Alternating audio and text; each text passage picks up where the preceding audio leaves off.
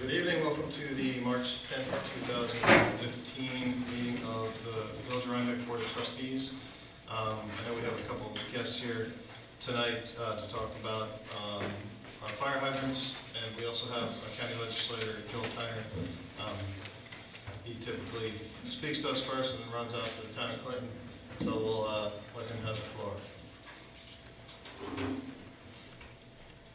Thank you, Mr. Mayor, and I really appreciate that. I just, respecting all speed limits, got here kind of quickly after the Poughkeepsie Town Hall. There was a New York State Public Service Commission public hearing on Central Hudson wants another rate hike.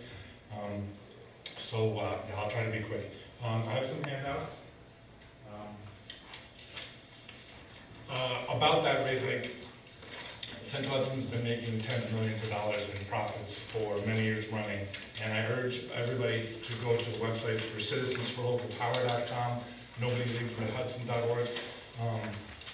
There was just about all the Democrats in the county legislature, and yes, even Mike Kelsey last December signed a letter that I circulated saying the taxpayers of Dutchess County, we don't need, we don't want, we will not tolerate another rate hike. And so there's still an opportunity for the village to weigh in, for anybody in this room, listening, watching. You email secretary@dps.ny.gov. I see Village Board Member Cruikshank is here. I want to give Scott some credit because a few months ago, maybe November, December, Scott was like, wow, here's one thing we need to do. Ulster County just passed this legislation, the animal protection law. So if animals are going to be tethered outside, make sure it's done safely. And I submitted the legislation, and then it wasn't allowed onto the agenda. Then some other folks from the other parties' names were on it, but we're sort of getting together.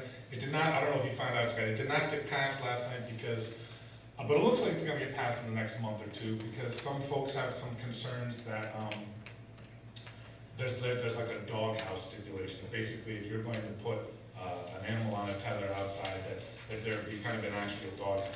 But I've been working on trying to get the county legislature to be a little bit more open and transparent. You should just be able to go to the county legislature website like 5-10 years ago and click on a link, and you see there's the agenda. It's kind of hidden now. You have to click on calendar events and all that. Anyway, so there you go.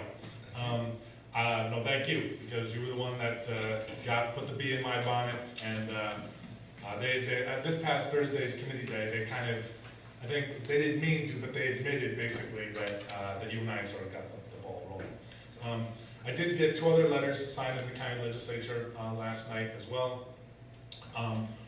One is more has to do with Clinton, Milan, and Red Hook about the power lines and the work of Scenic Hudson, and there's actually no need. It's been demonstrated by Dr. Guido and Eschel, and there's no need for the AC transmission upgrade. But besides that, if you missed Sunday's Poughkeepsie Journal, Dutchess County is not doing too well as far as job growth over the last decade. And I don't think it's a bad idea to think outside the box and look at some innovative ways to create jobs. And so a bunch of us last night signed a letter that I circulated for a new economy task force for Dutchess County. We're having our first meeting this coming Friday, the March 13th at 4:30 p.m. on the 6th floor of the county office building. You're all invited to be a part of it. There's been a lot written about the whole kind of new economy movement. I'm not going to take a lot of time here. I'll just say that even the Northern Dutchess Alliance has talked about lowest locally owned import substitution. Cleveland's doing it, Chicago's doing it, Saugerties has looked at it. 7 years ago, the Northern Dutchess Alliance recommended it. If you look at the Blueprint for Economic Development, lowest is you bring the colleges, universities, the hospitals, the big institutions, the big players, the big business, government, you bring the big boys and the big gals, whatever, you bring the all around the table. You say, okay, what are you purchasing from outside Dutchess County that maybe we could and should be purchasing from here? And then we start some local businesses that are going to supply the big boys, the local businesses, and that works. Anyway, so there's a lot of other things about it, but if you go to my website, dutchessdemocracy.blogspot.com, all the details are there. Thrilled that the county executive a few weeks ago in the State of the County address actually mentioned 4 things that are going to be reality that I've been proposing for a long time. For many, many years, I've said county property buildings should have solar panels. Now there's going to be a massive solar array on the county airport. I will say that practically everybody I know in the solar industry says Solar City is not the company to be working with, and also there should be a real open, honest RFP bidding process. But I'm glad some solar is happening. It should be happening everywhere. Westchester, Orange, Ulster counties, they have gotten into the New York State Energy Improvement Corporation, which is businesses getting energy efficiency retrofits and solar, no money down, cash positive. And I wanted to give you, Mr. Mayor, some credit. I know you tried to call me back today. We played phone tag. Everybody in this room probably knows Steve Rosenberg here in the village, number 2 guy at Scenic Hudson. He has been floating an idea, I guess other people have been floating an idea for community solar. It's a proposal now before the Public Service Commission, part of the Reforming the Energy Vision, the REV. And I spoke with Andy Imperati at the fairgrounds. He's been looking at it. The idea is, and I'm trying to gather interest and support, because so many homes here in the village, it's kind of hard, if not impossible, really difficult to do solar because of all the beautiful trees, and I'm not advocating for the trees to be taken down. And I don't live in Rhinebeck, I live in Clinton, but as your county legislator, I'm just putting it out there. I would love to assist if we could make a community solar project happen. If we could, massive solar array on the fairgrounds property or somewhere else, so that people who wanted to go green in the village could go green. It would take everybody working together, so I just thought I'd put that out there. California has community solar, we need it in New York State. That's the only thing. Tomorrow night at 5:30 I'm screening a movie. It's called The House I Live In. It's about the failed war on drugs. John Legend, Russell Simmons, Danny Glover executive produced it. Please don't miss that. Gary's friend Fred Knott will supplying the DVD projector. That's The House I Live In tomorrow night, 5:30, Rhinebeck Town Hall across the way. And we're doing our 5th Rhinebeck Town Hall Repair Cafe. Bring your beloved but broken stuff fixed for free. And that's Saturday, March 28th, noon to 4 p.m. at Rhinebeck Town Hall. Nice to Rhinebeck Reformed Church for supplying the tables, and Bruce Washburn always helps get the tables back and forth. So thank you very much for your patience. Thanks, Joe.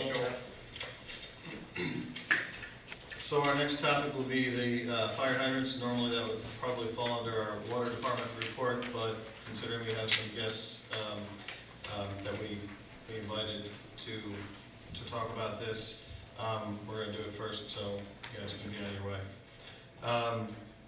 As you know, the Village of Rhinebeck operates a municipal water system that serves the village as well as some properties in Rhinecliff, well, most of the properties in Rhinecliff, and other smaller areas in the town. And in addition to providing potable water, the system allows for fire protection via fire hydrants, which some are located outside of the village. We have 62 in Rhinecliff, and we have 19 hydrants in other locations throughout the town. And those 19 will be the topic of our discussion tonight. And I thank you. I think all of our guests tonight are either town residents or representing businesses located in town in the vicinity of one of these 19 hydrants. That's why we reached out to you.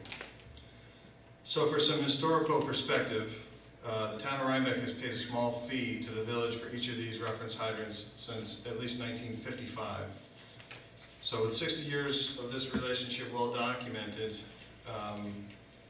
we're pretty comfortable that this is not a new concept. In 1989, the rate was changed at the last time to $300 a year. The town supervisors reported this number to be $300 a month, but indeed it is $300 as an annual fee for each of the hydrants. So the town has paid this fee for the last 25 years, and the village has not requested an increase in all that time. And to be very clear, we're not requesting an increase at this time either. The $300 fee includes maintenance, testing, and replacement of the hydrant when necessary, as well as virtually unlimited access to water in the case of a fire. There's no added fee for the actual water use. It's not metered. As an example, the cost to replace a hydrant is approximately $6,000 and maybe thousands more, depending on the location and other variables. And to get to the point, on February 23rd, the Rhinebeck Town Board voted 4-0 to not pay this fee for all 19 hydrants located in the town, other than those in Rhinecliff. After recognizing the importance of fire protection and the immeasurable benefit provided to nearby residents by these hydrants for more than 60 years, the town board has chosen to change course. Trustee Sauer over the past few years, has taken on the challenge of evaluating our water system and planning for upgrades to our distribution system. And during this process, flow rates have been tested at hydrants at various locations throughout the system, and all of this available data has been provided to the town. The NFPA, or the National Fire Protection Association, publishes guidelines for desired and effective flow rates, as well as just about everything else related to fire service. So of these 19 hydrants in question, there are 4 hydrants located on Old Post Road and Mill Road, which are suspected to fall below the desired standards. The town has labeled these as useless to them and have suggested that they would prefer to see these hydrants removed than to pay a fee to guarantee access to the immediate neighbors. I've consulted with the Rhinebeck and Hillside Fire Chiefs, as well as our emergency management coordinator, who is shared between the village and the town, and all are in agreement that when a home or structure is burning, some water is certainly better than no water. The town has asserted that the hydrant located near the village garage on 308 and one located near the reservoir on Hiley Road pose a benefit only to these village-owned properties. I would suggest that town residents near this area may feel otherwise. To be clear, these hydrants are not located behind locked fences, and in the case of the Hiley Road hydrant, it is located some 300 feet from the reservoir property and are available to the fire department at all times. The town claims that some of the 11 hydrants located on Hiley and North Hinterlands roads are unnecessary and that they would prefer that some be removed rather than to pay the $300 per hydrant to continue this protection for their residents. They are dismissing the decision of the town planning board that was issued approving the infrastructure plan for this development some 25 years ago. In addition to the obvious benefit of fire protection offered by these hydrants, the presence of hydrants directly affects homeowners' insurance rates, and I'm sure business insurance rates as well. A nearby hydrant equals a lower risk of property loss and therefore a lower rate. The removal of a single hydrant could cost nearby homeowners much more than $300 per year. It has been suggested that only those living in the immediate vicinity of a hydrant benefit from their existence, and therefore it's unfair to those that don't live nearby. In fact, the hydrants on the edge of the hydrant district, such as those referenced above on Route 308, Hiley Road, Old Post Road, and Claus Drive, offer a great benefit to residents of the entire town. When you do not have a fire hydrant within reach via hose, these are the locations that our fire trucks use to fill their tanks that bring water to your fire. For example, in the last few years, tens of thousands of gallons of water have been trucked from Hiley Road to a fire on Route 9G and from Claus Drive to a fire on Route 9 near the Hillside Fire Department. Lastly, the town has suggested that because no contract exists, they see no reason to pay the bill. It is our position that a more than 60-year history of billing and payment history establishes a legal precedence. That said, I've asked our attorney, Rich, to draft the necessary contract. I'd also like to note that the village and town have exchanged services for many years, not just for fire hydrants and water, for probably as long as the two governments existed, often without contracts. Currently, we share other services that are not covered by contracts. In reviewing the town board meeting from February 23rd, thanks to our friends at Panda, I heard the supervisor and requested the board to hold payment, claimed that she made multiple requests for information from myself related to these hydrants and fire service. The flow rates for every hydrant that has been tested in the town were provided in December to the town by Trustee Sauer and confirmed to be reviewed with our emergency management coordinator shortly thereafter. The town has been provided all the information they've requested, and we've provided them with the same call data that we report on every month at this meeting during our fire department report. I've suggested to the town that they contact the county directly if they would wish to collect or further analyze raw data as it relates to fire calls anywhere in the town. As a board, I think I speak for us, we recognize that our first priority is to provide for the safety and security of our residents, and are surprised and disappointed at this decision reached by the town board. Your safety should never fall secondary to dollars or be used as a pawn in a political game. This attempt to save $5,700 is extremely short-sighted, and if you feel the same, I would suggest that you contact Supervisor Spinzia and request that she follow the example set by previous supervisors over the last 60 years and take your safety seriously. Thank you. If anyone would like questions or comments, we will.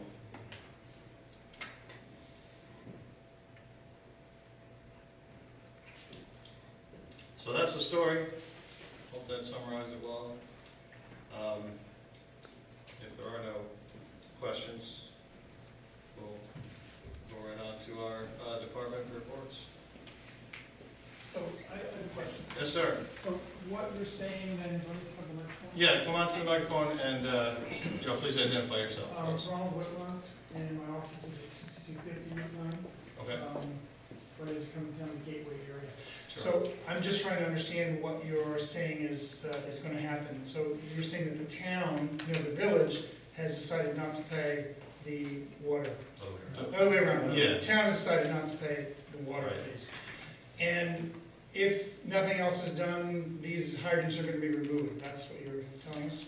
That's what the town has suggested, that, hey, we're not gonna pay for them if you don't like it, and this is a paraphrase, if you don't like it, you can remove the hydrants. We don't see them as necessary or beneficial to the community and the residents in that neighborhood. Okay. We're not, at this moment, threatening to remove your, you're not gonna see your hydrant dug up in the next week. We're hoping that, by informing the residents of the town that would be affected, that, you could reach out to the supervisor and maybe let the town board know if you feel strongly that you would like the hydrants to be kept. And maybe a voice from, other than from myself or our board, would help the town board possibly reconsider their decision. Because I'm guessing you didn't know about this. No, I just heard there was something to do with hydrants. Yeah. And I should come hear what it was. So they selected out of their, all of their vouchers for the month, they selectively removed the payment, which, like I said, has been paid for 60-some years, to remove it and say, we're not going to pay this anymore. And for some of those reasons that I mentioned. And so now they're saying they're going to pay the cost of removing each hydrant, which is going to be $6,000 per hydrant? No, they certainly have not offered to pay any removal. Okay.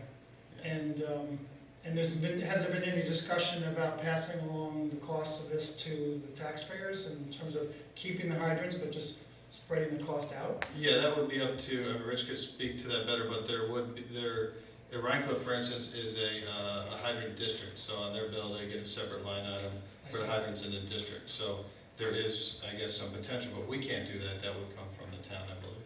Okay. All right. Because you're not village residents, so. Correct. Yeah. Okay. All right, thank you. You're welcome. Can you give us contact information with our supervisors here? Yeah, I'm new in town, so Sure. I don't know how to contact her. Okay, the town building right across the street here Yeah, at Center I know Street? what that is. Okay, and the phone number is 876-3409? That's the town hall, the best place to reach them. It's SPINZIA? Correct. Correct. And your name, sir? My name is Marvin Lipsky, 304 308. But there is no threat to remove the hydrant. We haven't reached that point yet. We figured we would, reach out to you, to the residents, the public, before we took any drastic measures to answer their. So if they don't remove the hydrants, they just stay there. And they, Well, right now continue working. Yeah, right now the hydrants are there, and they have a full supply of water. The village is not, elected to react to their, refusal to pay. And this is only a couple. It would cost $6,000 of hydrant to remove. Well, to replace a hydrant would cost about $6,000. Heinz might be able to speak to removal. The removal is probably about $3,000 to $4,000, depending on what kind of hydrant it is. If these are older hydrants and don't have a shut-off valve in front of it, one has to go and do what's called a wet tap. You have to go in first, shut off the water, and then take the hydrant out, and that can cost another $2,000. Okay, because I don't know what hydrants at the highway department. I didn't even know there was a hydrant there. Well, there you have a shut-off valve at the highway department. But this is really not just the highway department. This particular hydrant that is just happened to be located there is part of the old system, the old water line that came down from the reservoir and then feeds into Route 308. And there's about 6 to 8 houses in that vicinity that hydrant can serve. They're in the immediate vicinity there on 308. That's about the only hydrant in the neighborhood on 308. And we just replaced it about 6 months ago. We put a new one in there. A new hydrant in there. It doesn't seem to make sense to me that they would even want to remove it when it costs so much to remove it. The only thing I want to say that at some point, if this is, you know, we have the ability to shut the water, because we cannot just let a hot water line there that is not being used. If something ever happens and somebody breaks it, you know, we have huge water losses there, so it behooves us that if we know that the hydrant is not being used, we can actually shut the water off through that hydrant. I see, but it doesn't seem to make sense to me to shut it off, because it doesn't seem to make sense to even remove it. I mean, it just seems to cost too much. Yeah, that's. It doesn't make any sense to any of us either. We're talking a total of $5,700 per year that is, that's in question. Or 82 cents per day per hydrant. For hydrant. Thank you. You're welcome, thank you.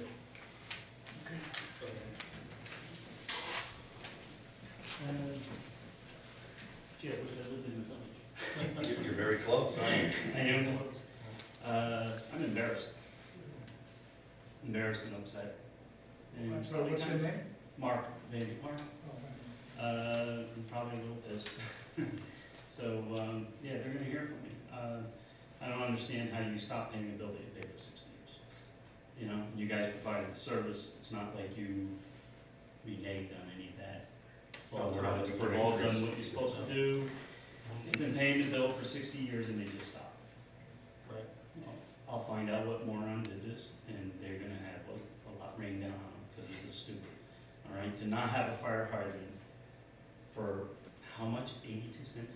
82 cents a day. 82 cents a day? That's really twisted. And the thing that's important, and Brian's back there, and Brian's a member of the fire department, these are points where they refill the tanker trucks when they need to go to a fire Right, where there isn't. right. I get it. The longer they have, the further they have to go to fill them up, the longer it takes for turnaround. I get it, yeah, yep. Well, thank you for dealing with the town. It may change a bit. Thanks, Mark. Yep. Let's see, you say. I'm Oliver Silva. I work for the Big Menards, and I guess this affects our motel at the entrance to the village. This is all new to me. From a business perspective, I have great concerns. Now, I will share the information that I hear here today with the owners of the property. I'm sure we'll be contacting them. And I share the same sentiments that you have. Thank you. Thank you, Thanks thanks for for coming. coming.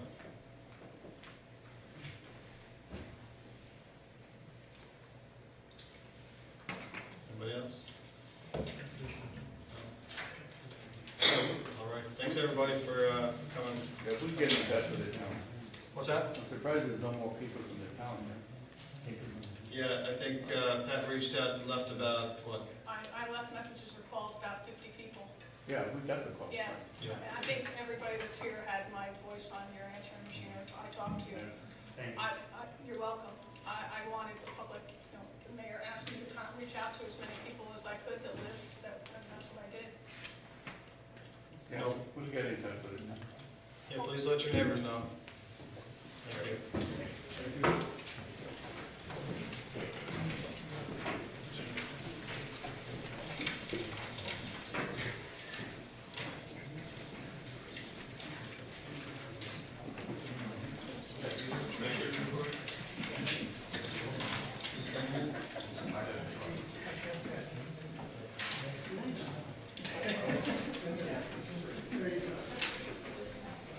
Where would it be? In the first place, right after the first step.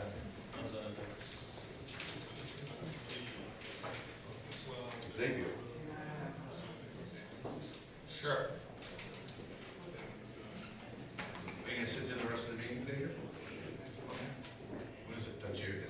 class, right?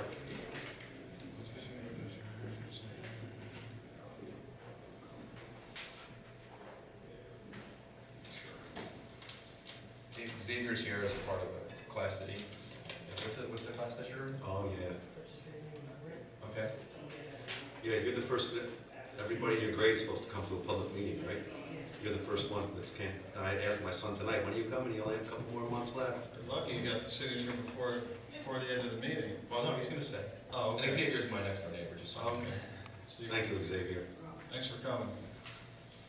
So our treasurer's report, in the general fund, we have about 160,000, capital equipment reserve 520, water 486, sewer 660, for a total of 1.98 million. Our vouchers for the month, general 48,000 change, water 22,000 change, sewer 19,000 and change. We have a series of budget workshops over we already started a while back, but we're still working through it. The tentative budget will be filed with the village clerk on March 20th, and the final budget will be approved by May 1st. I think we will set a public hearing for our budget and also for tax cap override. It'll be at the, we'll include it in the public hearing, but that's not saying we're going to override it. We're just going to include the discussion at that public hearing. So I'd like to set that public hearing for April 7th at 7 p.m. April 7th, 7 p.m. Do I need to have a motion for that, Rich? We just announce it? Okay. That's my motion. Any discussion? All those in favor? Aye. Aye. In that, follow on with that, I would like to I'd like to make a motion to reschedule the April meeting, which would normally be on the 14th, and reschedule that to the 7th. The new term starts the first Monday in April, which would be 6th at noon time. So I would like to schedule that for the 7th, 7 p.m., at which time we'll have our reorganization meeting, and the regular meeting as well. But this is the only occurrence on the first. Correct, yeah, it won't be for the whole year, it'll just be that meeting, the first meeting, the 7th of April. So everything happens on the 7th of April, the budget Yeah. hearing, and okay. Yeah, I don't think we need to come back for a second time for the public hearing for that. A second. So, discussion? All those in favor? Aye. Aye. So with that mention of the new term starting March 6th at noon time, I would just like to remind everyone that there's, what did I say? You said March, April 6th. Yeah, well, yeah, April 6th. Thank you, Howie. That's For okay. being on your toes. Pat was Oh, thanks, Pat. giving you the eye. So I'd just like to remind everyone that we do have an election, which is next Wednesday, the 18th. What are the hours of it, Pat? 12 to 9. 12 p.m. to 9 p.m. at the town hall, the village election. And from there, water department, nice. We treated 11,174,000 gallons of water this month, in the month of February. I have told the board that we are going to have a change order for the control panels, and that has been awarded, and we estimate completion of this work by the end of April. As far as we have an issue with tried filter units, which I have reported previously as well. We have ordered a replacement part for that for $4,900, and the people at the water plant have actually dug out and removed 20 cubic yards of material, filter material, to get at the drains, and they had to remove them buckets. It's the only way we could do it. It took us quite a while, but it's all done now, and we are looking forward to repairing that, trying to figure out exactly how to repair it. Most likely we have to weld new panels on the bottom of the filter. I requested a quote for engineering support from Bernie and Larios, and I have had active discussions. Tom Wallbank and I had active discussions with him, and we are trying to figure out the best way to take the material out of the lagoon. It looks very promising, probably a bit less than what we thought it would be, but we're still working this. And within about 2 weeks or so, I should have a better feel for you. The engineering costs are not going to be very high. I don't think the cost of removal may be a bit more, but probably well below what we had thought in the beginning. As far as the water distribution system is concerned, we wanted to make some improvements to the system. We selected an engineering company to do that, and I have been working with them for the last 2 months, and have supplied a lot of data to them, particularly flow data from the individual homes, so we get a good idea of what the hydraulic capability needs are for the system. We have done that, I have done that with data, billing data that I got from Pat, and we have essentially done what we call zone 1, 2, and 4, and that is everything above South Street, including South Street. So we have data for that, and I have given that to the engineers, and they're modeling, and we should have results of that shortly. In a couple of, when we laid out the model and the areas that we wanted to model, it seemed that we could actually do the whole village for just a little bit more money, a few $1,000s more. I don't know exactly how many, but I have talked to Stantec. They will get back with me by the end of the week. They'll give me a price to do the rest of the village, so we know where all the pinch points are in the village. So we know where they are in the northern part of the village, north of South Street, and there's about 2/3 of the village, and the 1/3 below South Street that we're going to do as well in the next few weeks. In a couple of weeks, I will come back to you to ask for additional dollars to do a secret review, and also to about $10,500 for a boundary topographic survey, which is needed to figure out where to place the lines once we know what we need. So that will come up in the next 2 weeks. I plan to attend a community economic development funding forum in Hudson, New York on the 18th, which happens to be election day, but I'll be back before 9 o'clock.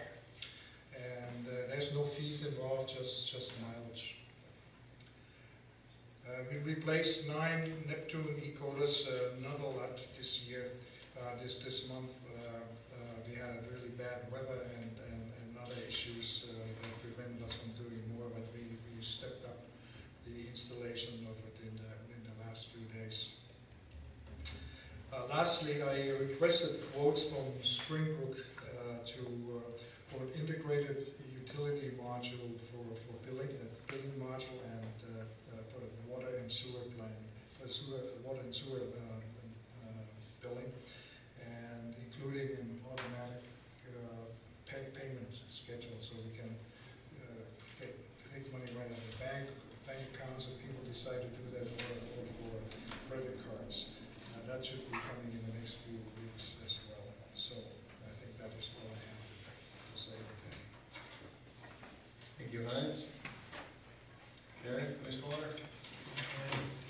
The report for the wastewater treatment facility for February, there were 2,009,000 gallons of wastewater treated, 25,000 gallons of sludge processed, and 3,400 pounds of sludge processed for the month.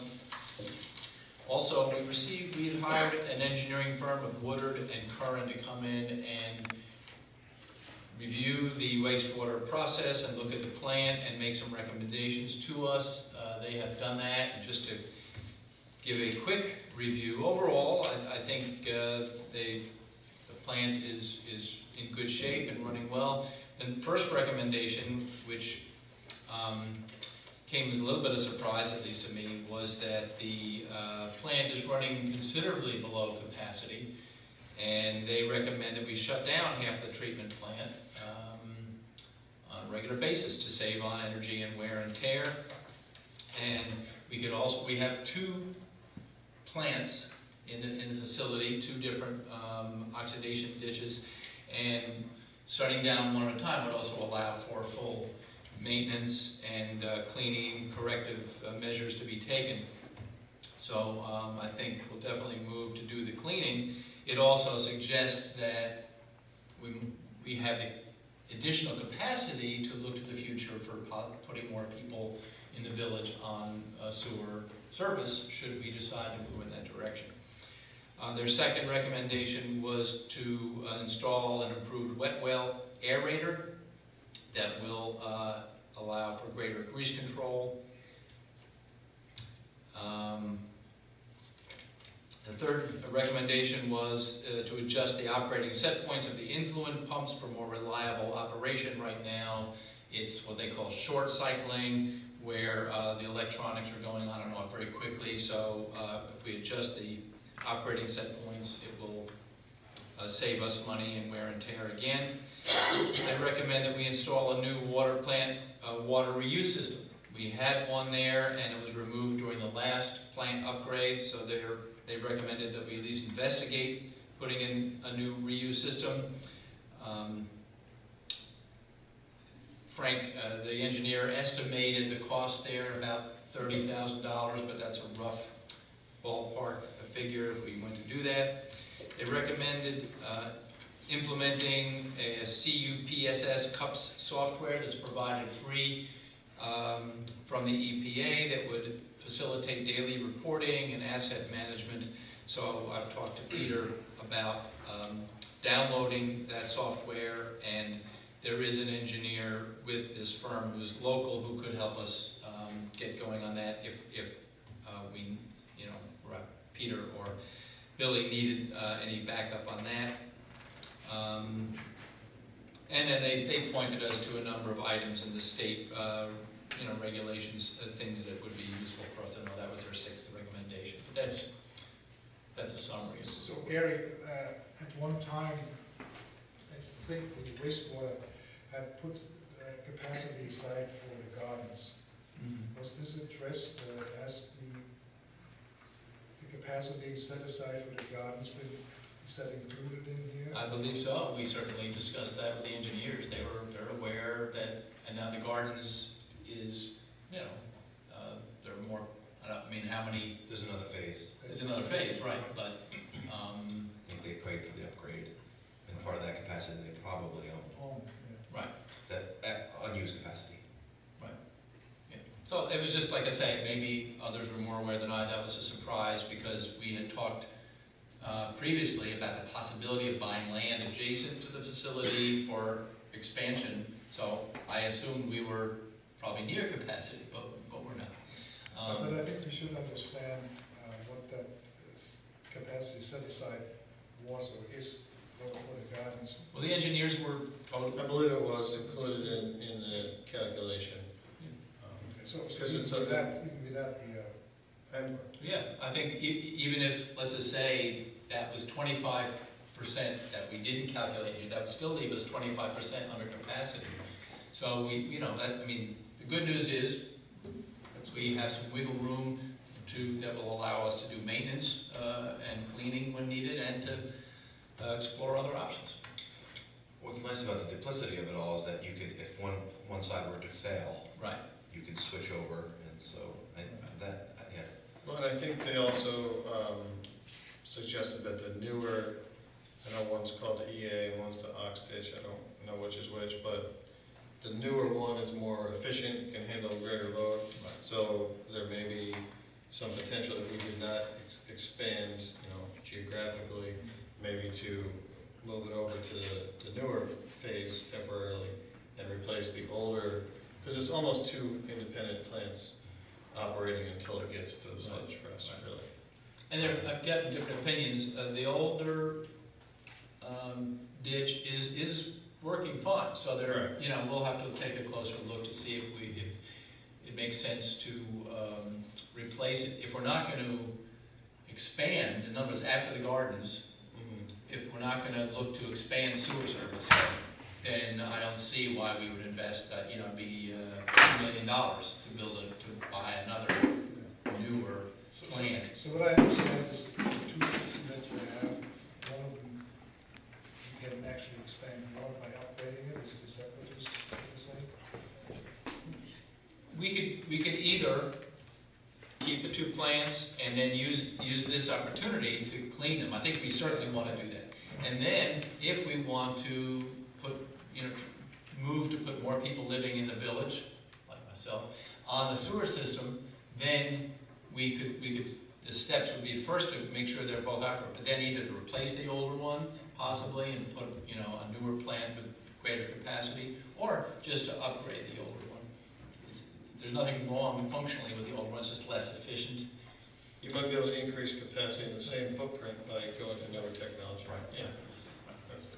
How about the cover for the influent pit? Did we get the? We haven't gotten, Okay, the engineering firm came and looked at that. They're going to get back to us, and we would put that out for bid if that's something we decide. And that's where the aerator, they're talking about Right. the improved aerator. So what happens is it freezes as it comes in from the community, and then, so in the winter they have to put this, rigid styrofoam insulation, and they can't access anything underneath it. So they're talking about building a structure over top it, so it would have, year-round access to the pit. Which would also, we don't have, thankfully, big odor problems, but when we do have mild odor problems, that's where it comes from. So building a building would prevent most of that. And I was told a big thing about the building is to make sure that it's vented so it doesn't blow up. So that's all good news. Yeah. It's all good new news. Yeah. And the pumps would be similar to what we did with at the water plant, the variable pumps. Interesting to hear it come up so soon after they upgrade the water plant. There is one more project that has to go online, the proposed Rhinebeck Village Place. Yeah, Right. Locust Grove too, yeah. I think That's what I was told was like 5% of capacity when those projects were going to be going in there. So I'm kind of surprised too. Yeah, the upgrade was, I think, part and parcel to the gardens, right? A nearly $1 million upgrade to the plant. All right, Scott? The monthly call breakdown for the Village of Rhinebeck Fire Department. They responded to 20 EMS calls in the town, and 30 in the village. Provided mutual aid 4 times for a total of 54 EMS calls. The fire department responded to 5 calls in the town, 8 in the village, and provided mutual aid 5 times for a total of 18 calls. And then motor vehicle accidents, there was 4 in the town, 1 in the village, and for a total of 5. So they responded to 77 calls in the month of February. I just want to let you guys know I've been meeting weekly with the fire department to establish their budget. I just wanted to thank them. They all have been working very hard. To thank Chrissy and Brian, Darren, and Kevin. It's not easy with all the lots of unfunded mandates, but we're working through it, and I just want to thank them for their time. Also, there's a commissioner's training at the end of this month that I will be attending to make me a better fire commissioner. Fantastic, you will enjoy it. Yes, I'm looking forward to it. That's it for the fire department. Okay. Go ahead, Highway and Street, we'll give. Highway department. Okay, here's Mike's report. The highway department has been moving snow from the village roads, obviously. We had a lot of storms in the last month. Snow is also removed once from the main district, the business district. Mike says they got some complaints because of the time of the day that the snow was removed. We tried something new this year. We removed it during the day. They started, I think, around 5 o'clock in the morning. They were done at 8:30, so that was pretty quick. And the new Bobcat with the snow thrower on it helped out a lot. So the complaints were just that people, it was rush hour? No, yeah, I don't know. It wasn't. We get complaints at night from obviously restaurants, so no matter what time of the day you're gonna do it, you're gonna get complaints. I think we got a lot less complaints now, and it was done a lot more efficient in 3.5 hours as opposed to 5 or 6 hours. Well, why would anybody complain at 8:30 in the morning? I don't know. I'm just. Morning breakfast, maybe, or they were, people going to work for 9 o'clock might have got rerouted or hung up, but it was only a section closed at a time. So. Right. Where did those complaints go? Did you get those back? I got a couple, Did you? but and a lot of them went directly to Mike. Local businesses that were open early in the morning. Yes, and people, yeah, most of it was businesses on East Market Street. And I thought it was later than 8:30 because of the problem when I came to work. But, You're probably early that day. like you said, no matter what happens, I know. Yeah, you're never gonna please everybody. With the new skid steer and the snow thrower, they're able to cut the roadsides to widen the roads to ease the traffic flow. The frost is causing road problems, heaving, and has happened all over the village, as well as state roads. They have been cold patching the potholes. They have been digging out buried catch basins as well as fire hydrants in the village. The trucks and the equipment are working well, knock on wood. Mike would like to remind people not to throw snow back onto the roads after plowing, as this is actually against the law. Please put your garbage cans way away from the road also after pickup, because doing this makes for a better plow job. And Mike and I also would like to thank the highway department crew for doing a great job. It's been a long winter. That's it for the street department.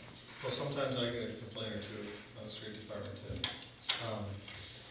I had a request to cut back on North Park where how we did in some of the other streets, so maybe we can add that. I haven't talked to Mike about that yet, but where the kids are walking, especially the ones coming from the south side, they're not accessing the walk through the mini park, so if they cut that back. And I talked to Mike today about 2 other places on, I know South Parsonage, about maybe 18 months ago, we talked about it here, and we voted to strike South Parsonage. Sound familiar?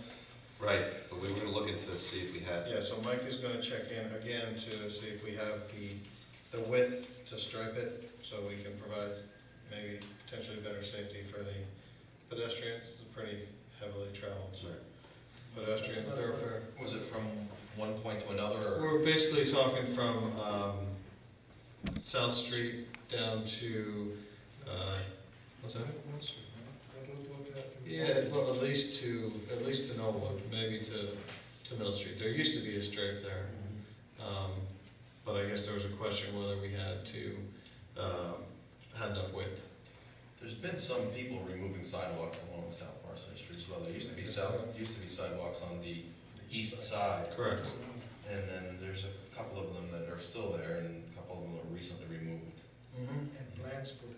Right, and Walls. that's, I mean, we should refer that to Mr. Fenton. we will, because, quite frankly, if the sidewalks were in place, we probably wouldn't have to stripe to allow for a pedestrian way. Correct. So that's definitely covered in the code. That's not allowed.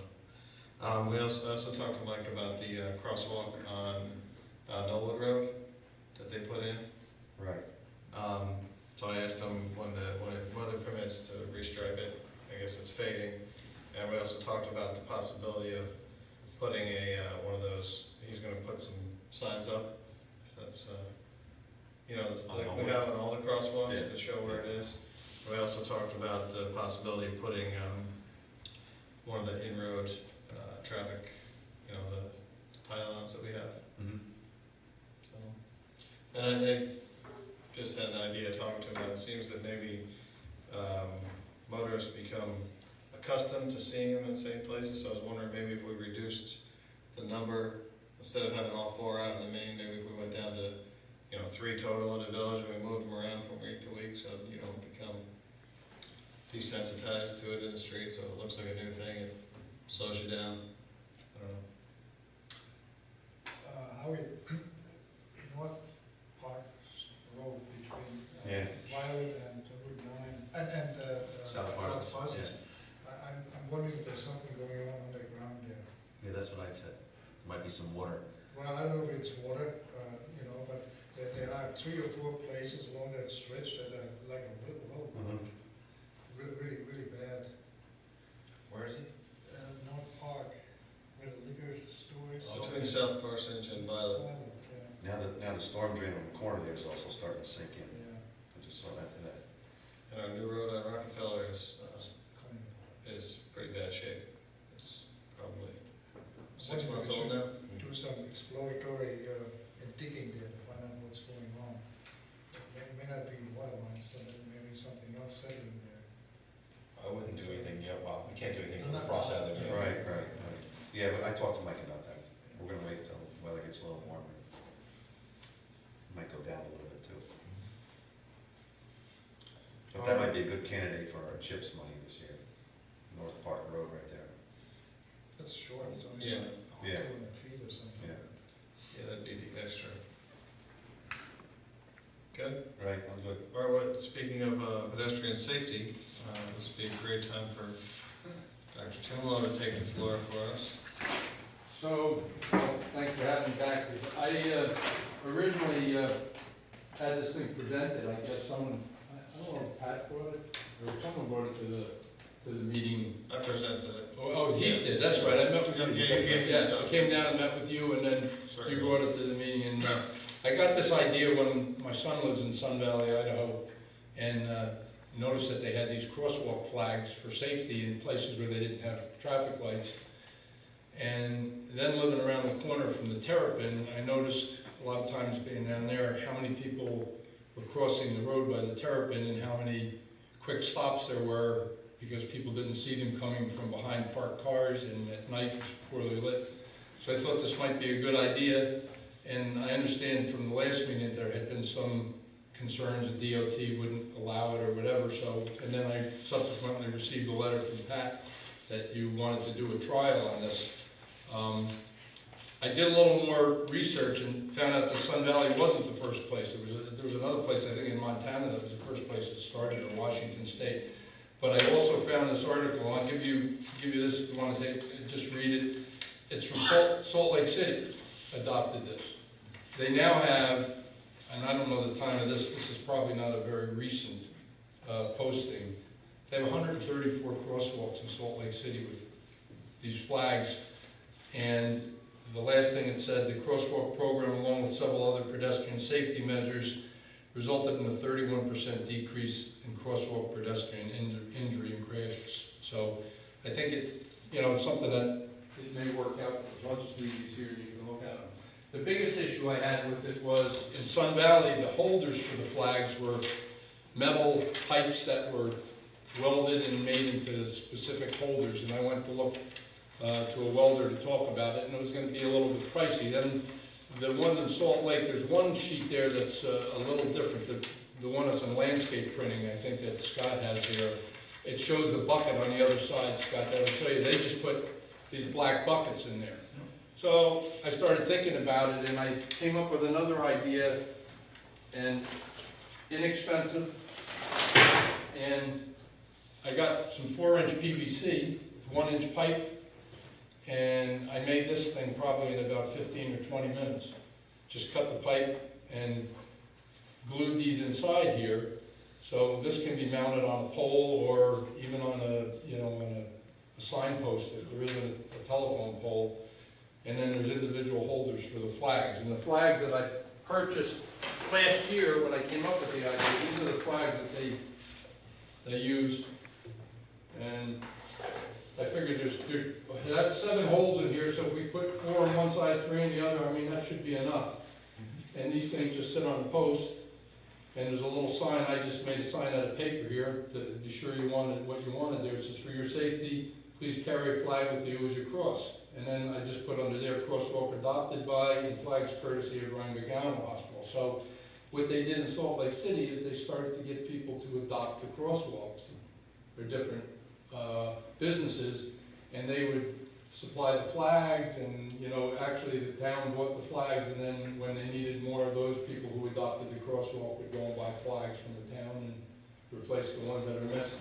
Yet, some of them get stolen. I talked to the people in Ketchum, Idaho, where Sun Valley is, and she said that they probably go through, you know, like 30, 40 flags a year or something like that. But they're not real expensive, and to me, that makes a lot of sense. I started thinking about over by Market Street, the new restaurant Market Street. People cross across there into the parking lot behind the Beacon Arms all the time, and it's a really wide street, and it's very poorly lit at night, and you don't see people. And those are the kind of places over by M&T Bank.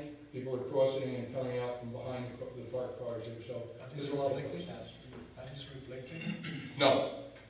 I can tell you, you don't really, I thought initially of getting things, reflective tape on here, but you can carry something like this across the road, and the car's coming down the road, even at night, they're gonna see this thing, you know? So, and it's amazing, when you go to Ketchum, Idaho, you just see people constantly back and forth, just carrying them across there. It just makes a lot of sense. And the car's seeing them, and avoids a, you know, possible serious accident. I think someone was killed in that corner already. By the Terrapin. The only concern I have about the Terrapin crossing is that there's a crosswalk going across Route 9, and then there's one going over between Terrapin and Gigi's across Livingston Street, and I'm afraid people are going to carry them across that street and then have nowhere to put them when they get to the other side. So, Well, I think maybe if we put them, you know, maybe stage them on the other side of the. yeah.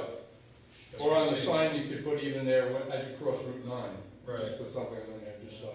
But I don't think it's an expensive thing to try out, and if you No, want that's me to right. go ahead, I'll make a couple of these holders. I made 2 of these holders, and I'll get a little sign made, and I figured a way that we can mount them to the telephone poles if we're allowed to. Are we allowed to do that, or we have to get? Probably not the phone poles. We might want to go with the sign that holds the.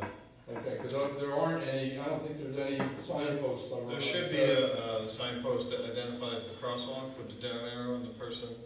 Oh, Is that a little further up though? Yeah, it's a little farther up. yeah, it's not. Should be right on it. There's a no parking sign from, on the west side of Route 9 by the Terrapin. No parking from here to corner. But we'd have to look and see. Yeah, I don't think we can mount anything to poles, I think that's, Until, yeah. I mean, We don't know. you probably have to get permission from. It might not be that hard to do, but. Yeah, maybe we have some that's sense of the it. Ask him and just see. Well, let's look and see what the best, Yeah. you know, the best one is. If we can get, I'll check it out, and then we can yeah. go. I mean, if we can get away with one of our own street signs, Yeah, that may be simpler and easier. Over by CVS too, there's the cross there, the crosswalk there is, and I think there's a signpost on either side there. That's another place where people are crossing with no. So our trial is gonna be in every location we have a crosswalk, or we're gonna do a No, few? I Just think gonna do one just, at the just Terrapin. at Okay. the, yeah, Okay. just at that one, and I think that, we agreed on the dates were what, April 1st to July 1st? I don't know if I'm gonna get this done by April 1st, because I might be out of town, but sometime in April. Well, you got a lot of work done already. Okay, yeah. Yeah, So we just have to figure out where to mount them. yeah. All right, Sounds so give it a good. try. All right, great. Okay. Thank you very much. You're welcome. Very thoughtful. Thank you. Thank you, Dr. Tumalo. How about planning and zoning? Oh, we have some notes? Well, there's no, the tree commission. Oh. We just got the report today, that's why it's not That on the wasn't list. on there, yeah. Did you guys read the tree commission report? I did. I happen to have it right here, I go over some. So what highlights for us? Yeah, so, what, Harry? Oh, you got copies of it? I think there's just one cat of it. Okay. You did? Okay.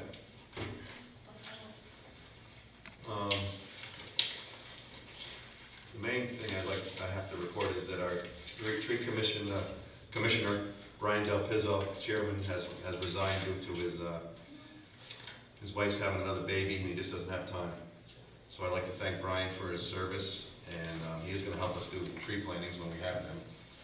So we have to find 2 more people for the tree commission, and I think I found one today. I don't want to say his name yet because he's not committed, but Was it he is. referenced in there? Yeah, it is. His name is referenced in here. So we're still looking for another person for the tree commission. So if you love trees and just want to help out, we're looking forward to having you on the tree commission. You can call Pat at 876-7015 and give us your name, please. What else on here? The tree planting will be going on April 25th, I believe that's a Saturday, April 25th. So we're also looking for volunteers to help us with the tree planting.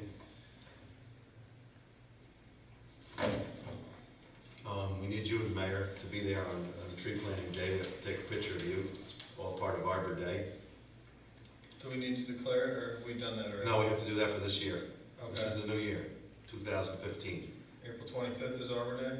Or- That's Arbor Day, but we're going to do the tree planting on April 26th, Saturday, Which day is Arbor Day? Friday, 24th? 25th, yes. So we want to do that? Saturday. Well, then this is wrong. Okay. Yeah, that's Okay, wrong. do you want to, Okay. My phone doesn't lie. do you Okay. want to make our declaration of Arbor Day now? Yes. So, I'd like to, you want to do it? You're the mayor, so. I will do it, but I just want to confirm the date. Friday is the 24th, right? Okay, this is. so I would like to make a motion declaring Friday, April 24th as Arbor Day in the village of Rhinebeck. Second. Any discussion? All those in favor? Aye. And I'd also like to note that we did get a letter from the Arbor Day Foundation congratulating Rhinebeck on earning recognition as a 2014 Tree City USA. And I believe this is our 4th year. Might be off by a year, might be our 5th year. So if anybody's interested in joining the tree commission, we look forward to it. Thank you.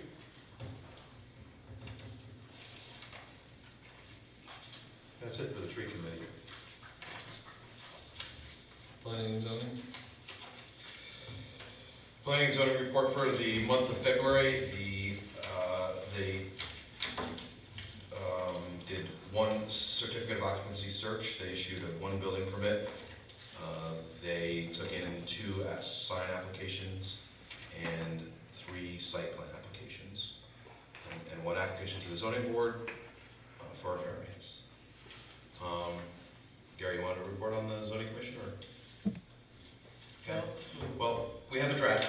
We have a draft of the zoning commission, and thank you to Colton Johnson, who very nicely took notes throughout all of the meetings that we had and has put together a draft. We're through the main document, and now we still have some work to do on the definitions, working on revising and adding to the definitions of our zoning code. We do have a printed draft that the zoning commission now is going to go through and refine and agree itself on those revisions. Once we do go through that process, which I suspect is probably just a week, we'll bring those drafts to the village board for their review. And I think from that juncture, we'll discuss public hearings. So this all will probably take place within the next 4 to 6 weeks. Right. And I just really want to thank Brent Uniker, Colton Johnson, John Clark, Tim Decker, and Al DeCray. It's a long process. And Gary and Scott, they were our representatives, so thank But them as those, well. yeah, those guys not only go to planning and zoning meetings, Mhm. they come to the zoning commission and help out with all this. But yeah, it's a tool that they use day in and at their meetings, and we're thankful to them for assisting us and updating that.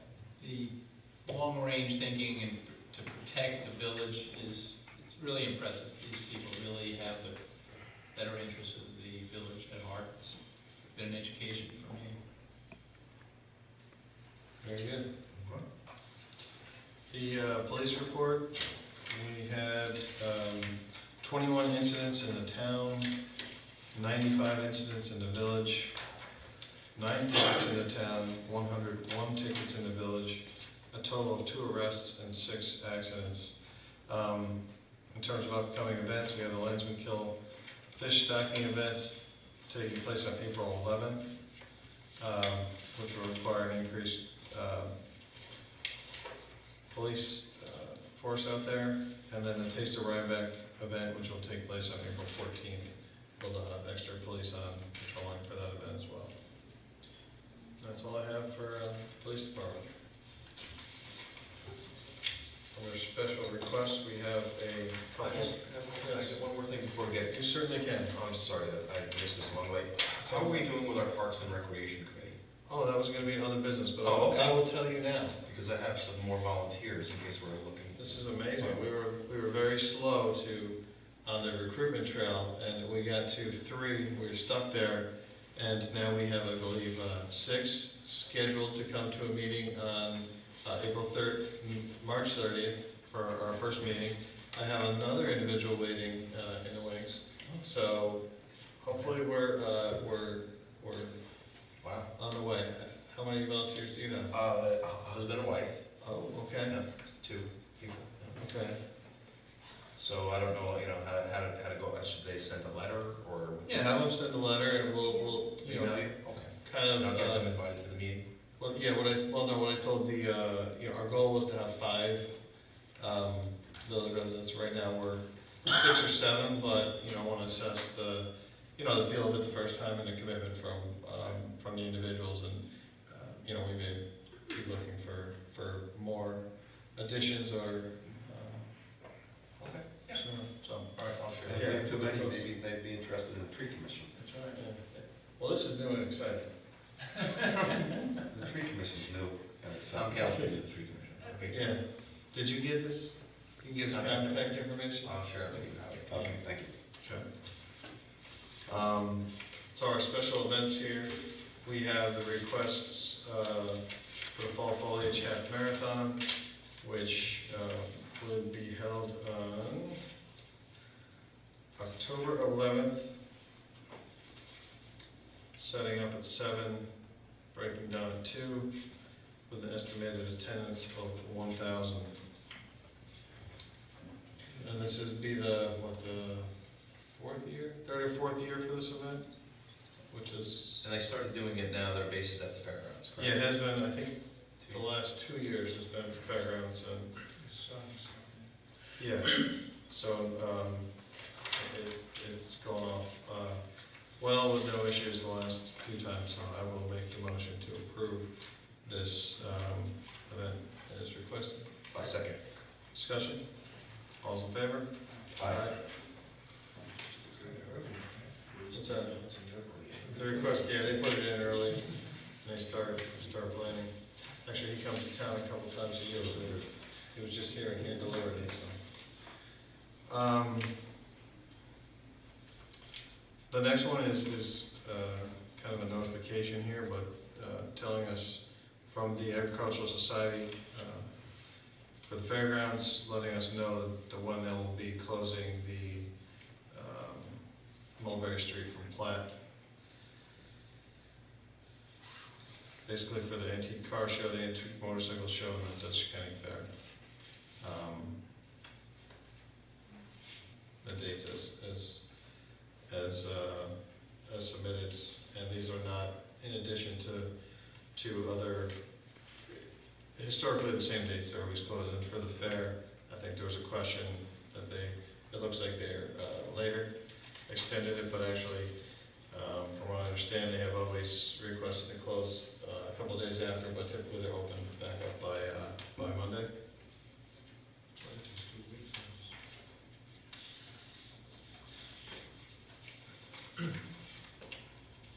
What day of the week is 18? 18th to the 1st, right? That's almost 2 weeks. Do you know what day of the week the 18th is? Which For the, August. for the Ag Society?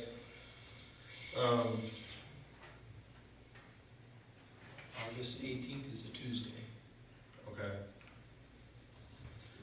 Yeah, I don't know how many days they typically, but this, Pat, we lined up with the previous ones. I think we we saw already? I didn't look at the previous. So, I seem to remember they typically have 6 or 7 days, but this one is 2 Well, the fair is 5 days, and they have to have time to have well, the, the fair's, Before and after. yeah. right, to have the equipment come in. It's not changing it, right? No, nothing's changed, and according to Andy, there's no difference, maybe there's a, if anything, maybe there's a typo on the day, maybe the 18th is too early, but, you know, I would approve it, make a motion to approve, pending confirmation of that. 18th is a start date. Well, do we have to approve this?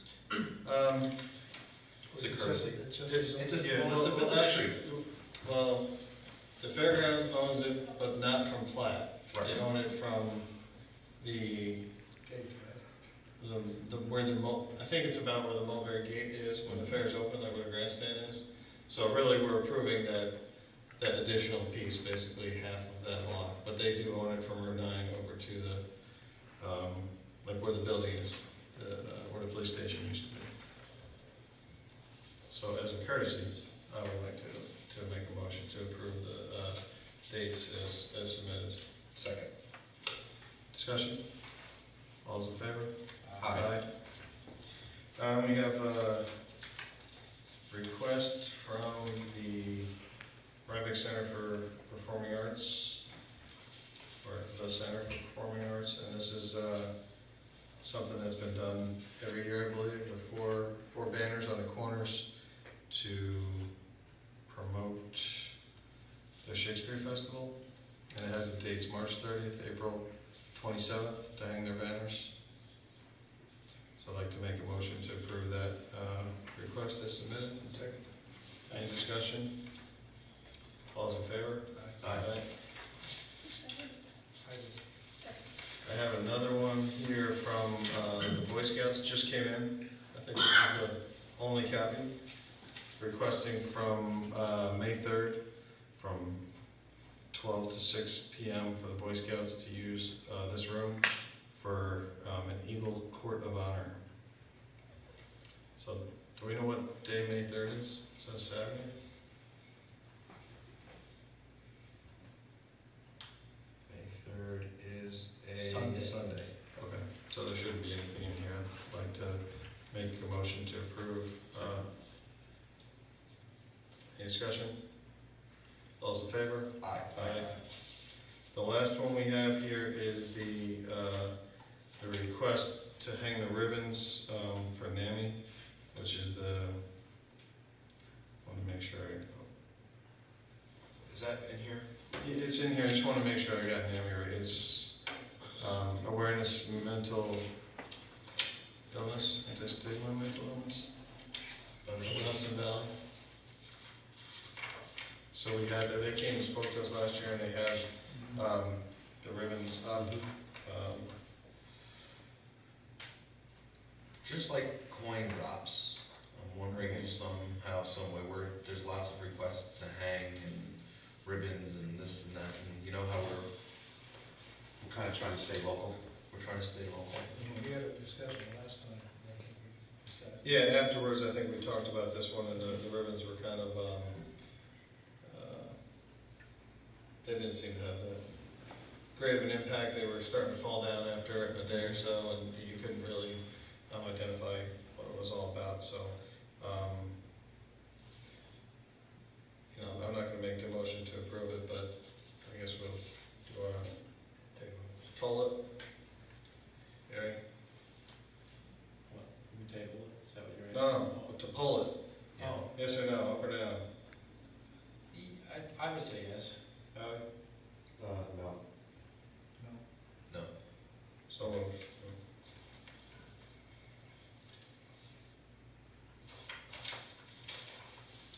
We have another one from the Parkinson's Disease Support Group of the Mid-Hudson Valley asking us to declare April as Worldwide Parkinson's Disease Awareness Month. Since then, Is this a ceremonial declaration? yes, it is, yes. So, we will, we'll end up in the opinion section. joining the other communities. So I'd like to make a motion to designate April as Worldwide Parkinson's Disease Awareness Month in the Village of Rhinebeck. Second. Discussion? All's in favor? Aye. Thank you, Scott. I just wanted to see about this,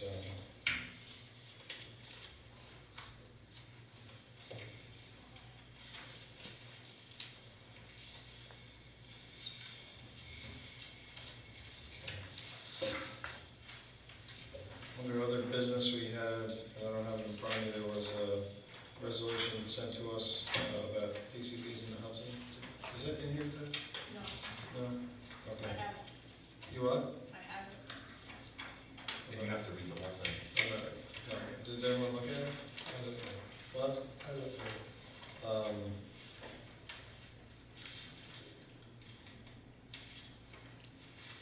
The water bill, the water bill statement. I have not read it, I don't know what everyone else, I sort of support it. sort of. When do we have to, if we're gonna do it, do we know when it's, when they're talking about? Gary? I thought you were our expert on this now. Thanks. No. Okay, do you wanna table it, and we'll address it another time, since we didn't all look at it. No correspondence, how about the water and sewer adjustments? Right. And I assume it's in mid-February here, but in January? Yes, sorry. I move to make a motion to accept the water and sewer adjustment as stated. Second. Discussion? All's in favor? Aye. Okay, how about the minutes? Before we make any motions, anyone got any questions on those 3 dates? We fixed your? Fixed. Okay. Yes, I did. Okay. So I'll make a motion to approve the minutes as submitted for February 5th, 10th, and 18th, all of 2015. Discussion? All's in favor? Aye. Anybody got any other business? Yeah, I just want to have a question here. Looking at the treasurer's report, I'm sorry, I Yes. didn't pick it up Okay. before. The last item is called escrow. Yes. I'm just wondering what that escrow is. Is this for the planning, and Yes. zoning? Escrow? I believe so. It's the escrow, our escrow account is for planning and zoning. Right, the Knollwood is, I think, the engineering review, and Mhm. the other one on planning is the Kershaw application, Meaning most of the funds that we have in the bank. are- posted by the applicants to pay for. Yeah, right. Engineering review. Yeah. So no, we can't spend it. On the water plant. What, on something? Yeah. Somebody on the road device. So, nothing else? Well, I wanted to ask Rich something about Yes. the tree commission. Were you able to look up a formula for paying for the removal of trees and 50-50 split? Well, I mean, if you're gonna do it, and you're gonna expend village money, you're still gonna follow procurement policy. I mean, how you decide you wanna do it, You mean getting three? you have to get the quotes. Right, we know that, but what about billing the customer and, do we have a tree company bill the customer and And then reimburse them, that's what to do. we reimburse the customer for half? Okay. So would the customer solicit the bids? And you'd have to have your approval too. Right.